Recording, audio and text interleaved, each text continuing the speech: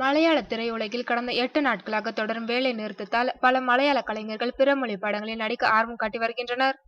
மலையாள திரைப்பட தொழில்நுட்ப கலைஞர்கள் சங்கமான பெப்கா தனது தொழிலாளர்களுக்கு 33.5% சம்பள உயர்வு கேட்டு போராட்டம் நடத்தி வருகின்றது.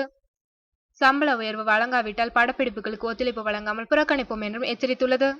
இவர்கள் கேட்டபடி மலையாள தயாரிப்பாளர்கள் சம்பள உயர்வு அளிக்க மறுத்துவிட்டனர். இரு தரப்பினருக்கும் நடந்த சமரச பேச்சுக்கள் தோல்வியில் முடிந்ததால் வேலை நிறுத்தம் ஏற்பட்டு நேற்றோடு 8வது நாளாக நீடித்துள்ளது. தடையை மீறி துல்கர் சல்மானை வைத்து ராஜீவ் ரவி இயக்கிய படத்தின் படப்பிடிப்புக்குள் புகுந்து தயாரிப்பாளர்கள் படப்பிடிப்பை நிறுத்திவிட்டனர். வேலை நிறுத்தம் தொடர்வதை தொடர்ந்து மலையாள நடிகர் நடிகைகள் தமிழ் மற்றும் தெலுங்கு படங்களில் நடிக்க வாய்ப்பு கேட்டு சென்னை வருகின்றனர். மம்மூட்டி தமிழ் படம் ஒன்றில் நடிக்க ஒப்பந்தமாகியுள்ளார்.